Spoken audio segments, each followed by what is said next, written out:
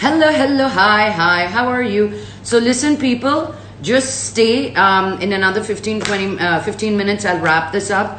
And what is meditation? I will take you through a journey today. So, you will be so grateful that I did this because you will experience the beauty of meditation now with the master teacher.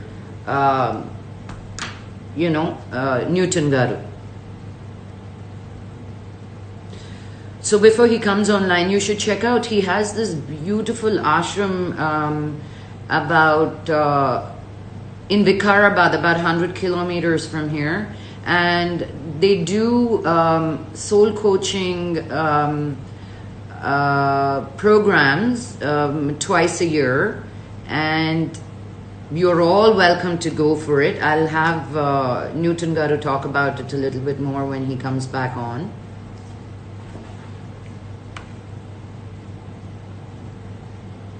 I don't see him yet.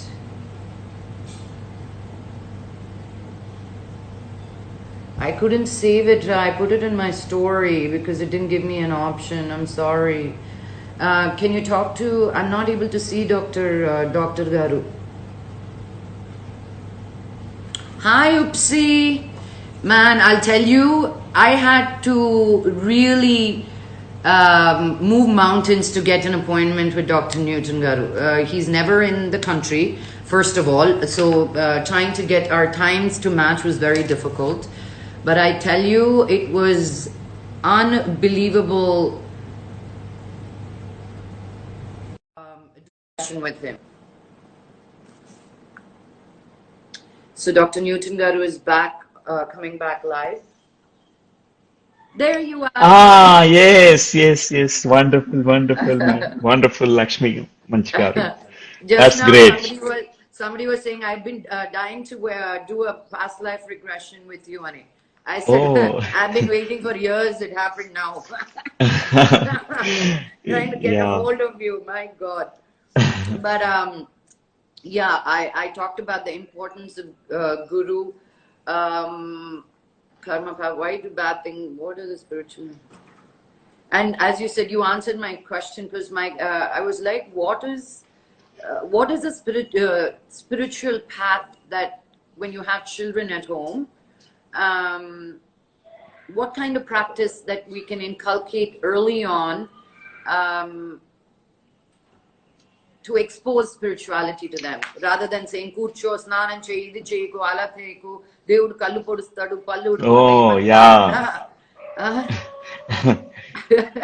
Yes. So,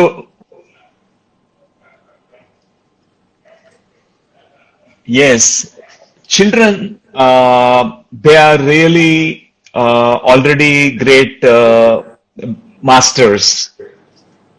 They don't need meditation, first of all. Only thing is when parents, they start meditation practice, when they look at parents, oh, my mother and my parents are practicing meditation, then the child tries to mimic that activity. They also try to sit in the comfortable posture and with the closed eyes. The children, they like to always mimic things.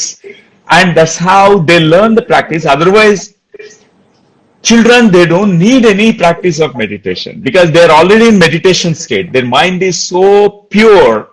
They're like very innocent, very pure beings. And only when we are growing up, conditioning happens. All the thoughts and fears, emotions, a lot of entanglements. But only thing is, children, they require five important things I want to tell Wow, please from share. parents. One is the time that is given to a child is considered as love.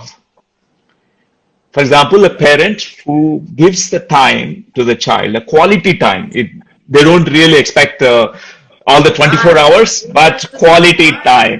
Yeah, not being on your phone and being... Yeah, complete attention, that point of time, the time for them. For example, a father coming from his office and switching on the television, and he's interested to watch the television show, rather than spending time with the daughter feels my father loves the television more than me. So this kind of conclusion, they feel I don't deserve his love. They come to conclusion that I'm not worthy of my father's love. My father loves his job. My father loves the telephone. My father loves the outer things, not me. So this the time that is spent with the child is so important. Second is attention. Attention given to the child is so important. When they are given attention, they naturally, harmoniously will grow. Otherwise, they try to get the attention of parents through negative way, negative attention. Like by falling sick, they can fall to the ground. I used to do that in the childhood, that constantly I used to become sick. I want fevers to come because my parents will come and ask me, cuddle me and give me kisses.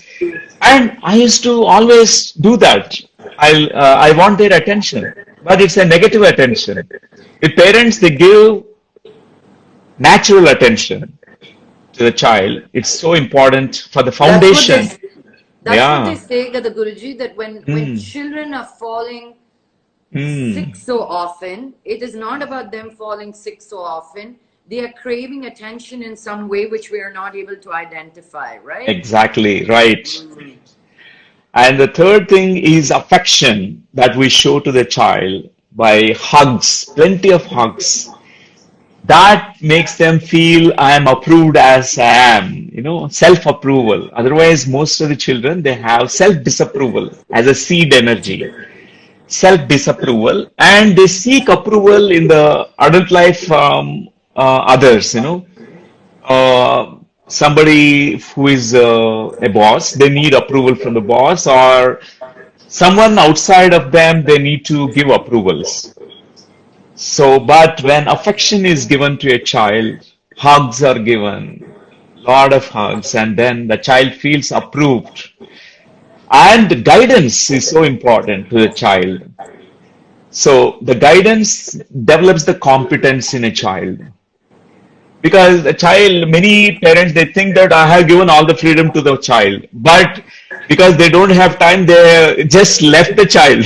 The child is just, it's not, they need guidance. The child needs I guidance. tell them I don't want to be a friend to my child. She will find friends. I want to be a mother. I want to be the most Ah, amazing mother.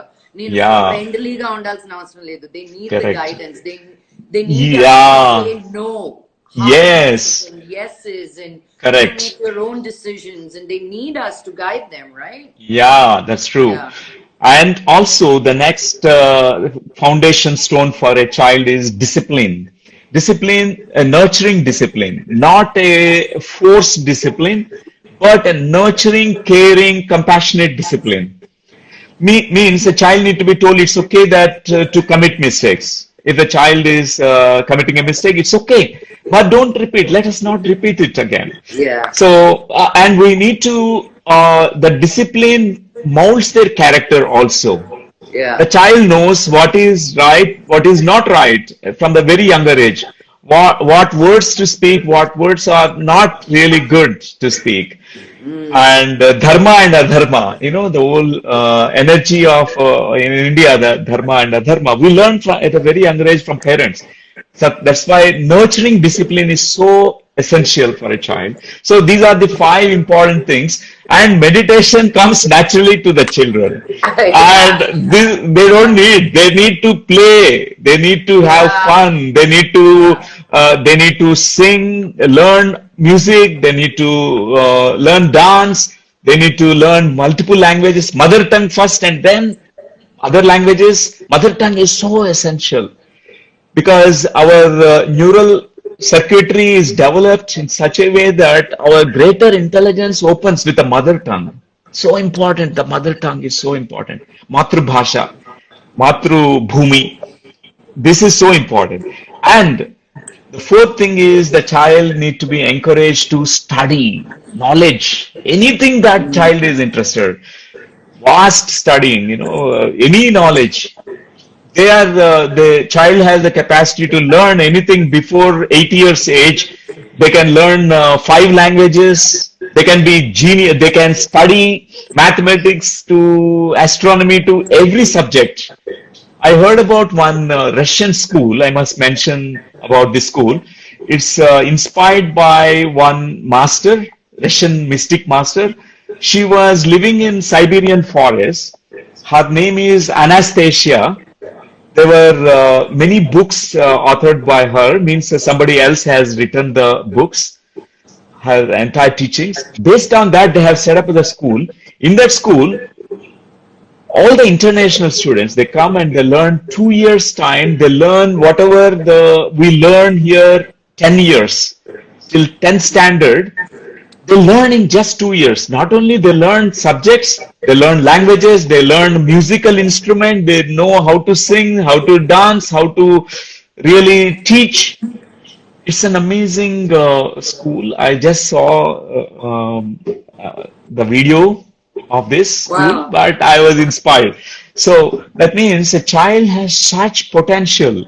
Only thing is the right, guidance is need to be given, and all these 5 things: time and attention, affection, You said and time, discipline. attention, affection, guidance, discipline, and study. Yes. You know, yeah. I Yeah. have a couple more questions, Dr. Garu. Yeah. I have so many, but I'll stick with 3 questions, okay? First, I want to talk about suicide. Yeah. Um, we're so quick on thinking when something really bad happens, and I think as every human being, we do come to that place somewhere saying, I'm so lost, I don't know what to do, why am I living? And people take their own lives, and then I heard Sadhguru say this: when you take your life away in an accident, your soul's not ready to leave the body. Your soul is disturbed. It's left in a place of not knowing, because the soul's journey is not done through, and that, so it'll take a longer time to go to those planes of where you're not as disturbed, your soul. Ani. Right. Nakoddu Baba, I want to live a full life. ఎన్ని కష్టాలు వచ్చినా ఫుల్గా తీసుకుంటాను. But how do Yeah. you encourage people and tell them the significance of, in our Hinduism gani, in other scriptures gani, why they dissuade suicide, because మార్కులు రాకపోయినా, ఒక love affair లో fail అయినా, that is not the end to life. Anedi, can you explain that, Guruji? Yeah, many think that the problems will be solved or they will end now when I take away my life, but it's never is that's the truth. People still continue with the same kind of problem even after death. So people think that there is no life after death. That's the first point. Some people know that there is life after death, and even after knowing that there is life after death, they take away because they want the problems will end. I can start everything fresh, but nothing will start fresh. You have to start everything. All the problems still will be there. So the Buddha said, "Without mud, there is no lotus. No mud, no lotus." Buddha Means, said that. Yeah. suffering is very important here. The pain is inevitable. Pain Say that comes in the again. Because pain. we don't want pain, Guruji. We want only happiness and only joy. So to understand, yes, pain is a part of your life, and Yeah. you don't need to be in that pain if you Yeah. find a spiritual path for yourself, right? Correct. Yes. Because pain and pleasure are two opposites, polarities. They're complementing each other. They both will come to us. Just like birth and death. All the polarities we have to go through here, but we are the soul. We are the consciousness which is beyond polarities. That's what is the spiritual path is about, where we in meditation guides us to that place within us where you are beyond the trigunas, beyond tamoguna, rajoguna, satoguna, where you understand you are playing this drama here, you're playing beautifully here, good and bad, right and wrong, we are caught in between, and it's okay to enjoy the beauty of duality. We need to participate the duality here. At the same time, if we carry this non-dual awareness, that means the soul awareness, the consciousness, being a conscious being, and we will never be touched and be drowned by these experiences here, the painful experiences. Because just because you're a good person, it doesn't mean other people are good. There are all sorts of people, and All sorts of people. you got to be. That I learned from you. I'm like, no, Guruji, everybody has to be good. Everybody, what they say, they should mean what they say. Why are people like this? Yeah. But that's what I understood being with you. Like this world is made of all sorts of people, like yin and yang, night and day. There is good and bad, and there are good people and bad people, and you need to know how to maneuver your life through them. Right. Yeah, and setting boundaries, understanding if what Yeah. they're saying is right or wrong. Yes. So, Upanishads, Vedanta, Vedas, Bhagavad Gita, Vamo, Ramayana, ఎన్నున్నాయండి మనకి. Avunu. It's so deep and so intense. But I want to know, and I'm ashamed to say I don't know any of my scriptures. I read Bhagavad Gita from a translated Bhagavad Gita that I've been reading, and I get a lot out of it. But could you recommend certain books Yeah. that a lay person like me, who knows nothing about nothing, gives a good introduction to us to understand our scriptures? Yeah. And it doesn't matter if we have not read or well read all these scriptures. If we can really, the whole essence of all the Upanishads is given by Buddha as a simple practice, anapanasati, because he really summarized everything. Buddha is the final essence of entire, Bharat Desh. He's the fruit of Bharat Desh. He's the final flowering of Bharat Desh. Mahavira or Buddha, all the masters actually. But Buddha is very rare, very, very, simple, and we don't need really. He was rare because he was the first new age guru, Yes. it doesn't need to be only the man and the family. Bring your children, bring your women. We can Yeah. have this, right? Yes, yes. The fullest God. Yeah, yes. Yeah. I highly recommend this book by Paramahamsa Yogananda, Autobiography of a Yogi. So every meditator, every beginner, it really helps a lot. It helped me a lot to understand my spiritual experiences and to understand the journey. And the magic that India carries. Yeah. Yeah. Yes. Yeah. So there are even I can recommend any book written about Bhagavad Gita. Like Paramahamsa Yogananda ji has written one book on Bhagavad Gita. So it's very beautiful commentaries that he has given. We can understand very well what Lord Krishna is teaching us. He's my favorite master, Lord Krishna. Yeah, my favorite. Yeah, because I consider all the gods are they're the great masters, they're grand masters. Krishna confuses me. Hey, who are you? Krishna, out of all the teachers, all the avatars, I think he represented us now most beautifully. Yes. Idi kavali, adi kavali. At least Shiva is clear. It's like, listen, Mithur na sodod gani. I'll give you guys when you need me. But Krishna is not like that. He confuses you and plays with all the dualities that you are talking about. Yes, yeah. He's most playful master, most complete man we can call, because he's such multidimensional.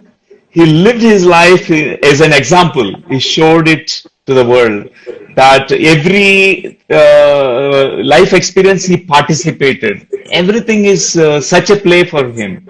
even stealing the butter to many things, all these activities is, And also to my viewers who are watching right now, these are some books that are available, and I'll write everything down once I upload this. But there are quite a few books that are available for free on QLU Global. So what Dr. Garu has written, and on many, many, many of these subjects, I'm telling you what we've done in this hour and a half. I'm not even 1% satisfied, because we didn't even scratch the topic to what this great master can teach us.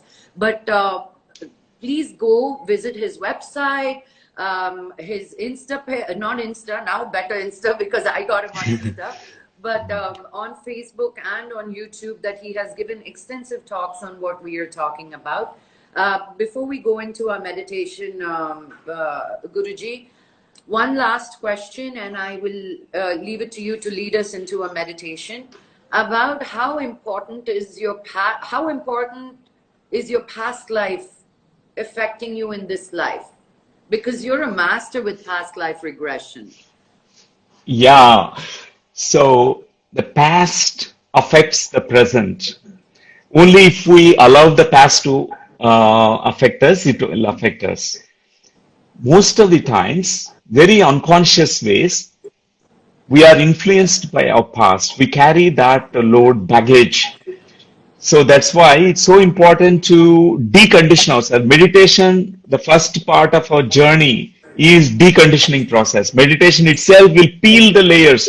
First, the childhood layers and our mother's womb state, the fetal imprints, and then past life imprints. So many samskaras that we carry, and many fears we carry, and all of them, they come into the light of consciousness, and slowly our consciousness heals everything one by one. Buddha had seen 646 past lives. He reported them as Jataka tales. He shared them as stories. They are known as Jataka tales. So, Jataka tales are past lives. Buddha's past life stories, is it? Yes. And what happened is when Buddha tried every method to learn about the truth, to get enlightened. And he was led by, the quest began because he saw suffering everywhere. He wanted to find out, how can I remove this suffering? How can I find the way to end this suffering? And he tried every method. He did fire ceremony and mantras, Upanishads, every scripture he read, every guru, every ashram he went, and everyone used to. Buddha garu yantram, Buddha garu antunnanu. Uh, Yantram, tantram, Mantram, yantram, tantram. He went through all of that. all of that. Avanni akkarledu nee upirni chalu anu. Correct. Finally, last, when someone said, now we starve ourselves, we don't eat any food. And that moment, his body was collapsing. He renounced everything, no food, nothing, no sleep, no food. And when someone found out, the monk, I think one lady by name Sujata, she came and brought kheer, payasam. And when he took that payasam, and he felt so much satisfied. First time Atma Ramudu felt so happy. And after that, he felt that middle path is the right path. That night he started closing his eyes, and suddenly his attention went to his breathing, his breath. And when he started observing his breath, his mind was so empty. He sat for meditation 7.5 hours at a stretch in one go. And first half of meditation, after his mind has become empty, he started seeing all his past life memories. So he realized that his soul was incarnating, reincarnating so many times. He came in different forms, animal, plant, and mineral, and humans. And second 3.5 hours, second 2.5 hours, he started realizing how the karma makes us incarnate again, how the desire, the trishna, it is called as trishna, attachment to the cravings to some desires, make us incarnate again. Whatever is the unfinished from the past life, we try to finish it coming back onto the earth plane. So he realized in the second half, the third part of the meditation, the last 2.5 hours, he realized that the eightfold path, the middle path, eightfold path, having the right sankalpa, right views, right perception, right intentions, right effort, right way of earning living to everything right. Even he said right meditation. Means there could be many thousands of meditation methods people that talk, but he said there is samma sati, samma samadhi, means right mindfulness and right meditation. He insisted on these two things finally in the Eightfold Path. Right meditation is, he said, to switch off this mind, the God, the divine intelligence has kept the switch here itself in the nostrils. It's very close. And when you observe the breath, and immediately the mind becomes empty and silent because you can't do two things simultaneously. Either you can watch the breath or else you go on thinking. So when we go after the thoughts will take us like a chain, like a train, and it takes us around the globe. It never ends. That's why we have to come back to our breathing. Initial practice is that, and I he think that start, I think that yeah, really leads us into you taking us on that journey for about sure, 5, 10 minutes, whatever you yes, think. yes, yeah, And yeah, for sure, people who are watching the live today in English, we're going to be doing the same thing tomorrow in Telugu at same time, 5 o'clock. So please have your ammamalu, tatalu, mummies, and daddies tune in because I'm doing it twice because I really want my mom's friends to really, for them. I'm doing it mainly for them because most of my fans అర్థం కాకపోయినా నా English అర్థం అవుతుంది అనుకుంటారు వాళ్ళు but they're always English speaking. But I really want everybody to get what you're saying. So tomorrow again at 5 o'clock we will have this discussion in Telugu. But now I let you yeah, take us on a. sure, sure, sure. So let's sit in a comfortable posture. Wherever you are seated right now, whether you're sitting in a chair or sofa or sitting on the floor, it doesn't matter. Wherever you find a comfortable place and adjust your body parts and join your two hands together, interlocking your fingers because we make a circuit in the body, either chin mudra or dhyana mudra. Yeah, that way, exactly. We keep it in the lap and then we close our eyes. For the next 5 minutes, we're going to just observe our breathing. Our normal, natural breathing process need to be observed. No need to take deep breaths. No need to take shallow breaths. The breath is long and deep. Let it be long and deep. The breath is short and shallow. Let it be. Don't try to change anything. Just notice your breathing. Notice the inhalation, the in-breath which is entering into your nostrils, and notice your out-breath, the breath which is coming out of your nostrils. Completely emptying the mind. Initially, any kind of routine thoughts and the past thoughts or future thoughts, we become aware of these thoughts. They're like clouds in the sky. Let them come and go. But we bring our attention back to the breathing. We watch the breath. We are giving complete attention, our entire attention to the breathing. At that moment when you are observing your breathing, you also start noticing that your body is totally relaxed, your mind is becoming tranquil and it's becoming calm and quiet.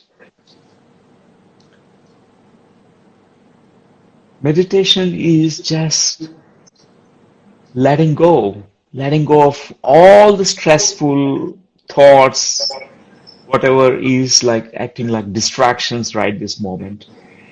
We give all our attention to this simple, easy, tender, natural breathing process. Just pay attention to your breathing.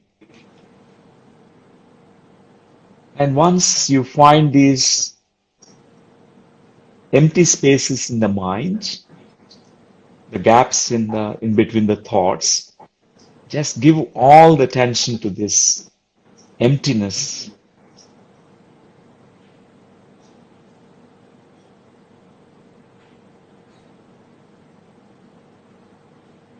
In this empty state of mind,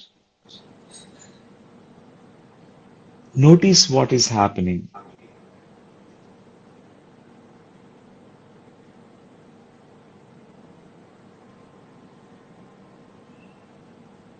When the mind becomes totally empty and silent,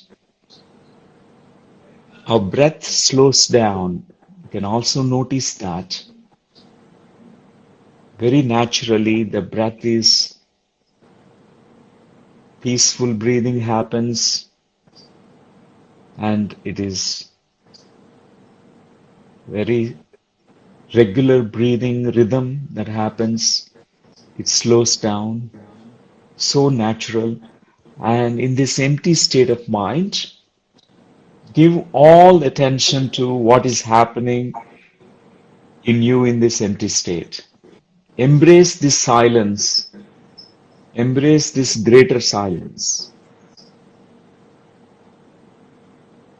Even though outside sounds, distractions might be there, but still every sound that you hear can remind you about this greater silence that exists in our own self.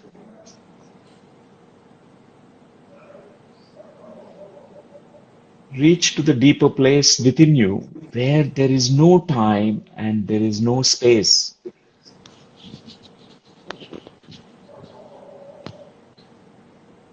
In that place where there is awareness, pure awareness of you.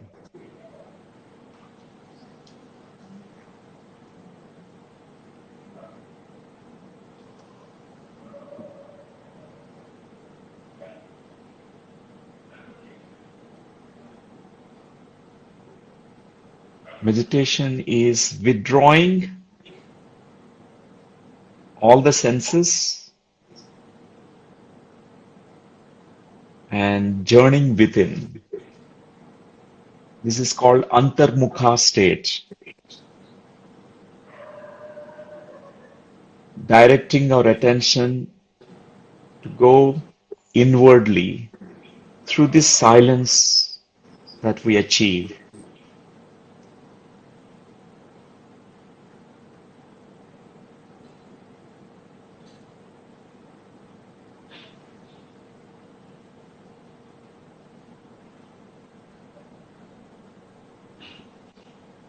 In this very moment, when you have completely embraced this great silence, we can find all that we are searching for. This moment is the golden moments. This moment is moment where we can experience unconditional joy, unreasonably happy. We can find all the peace that we are searching for.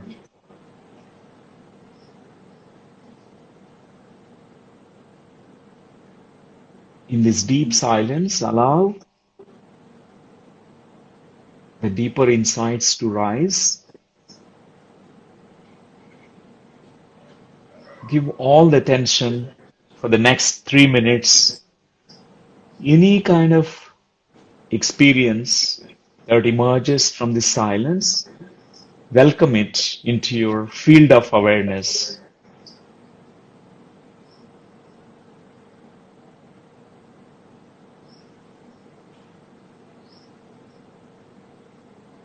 Meditation is non-doing, non-thinking,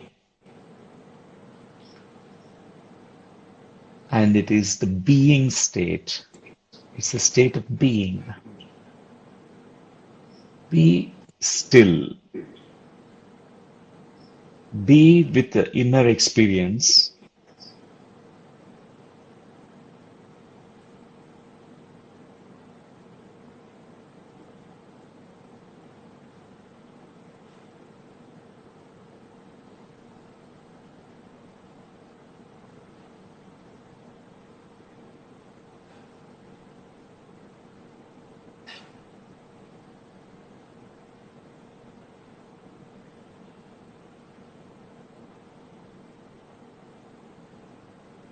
In this deep inner stillness and silence,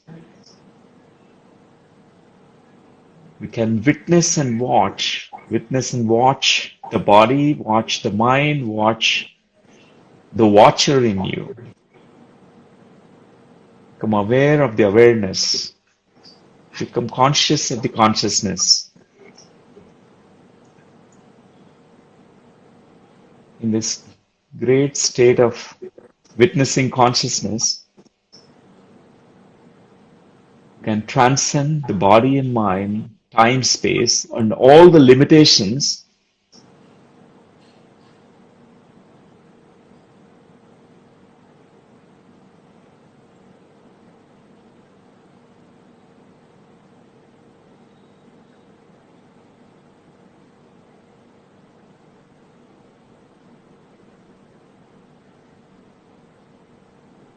one more minute.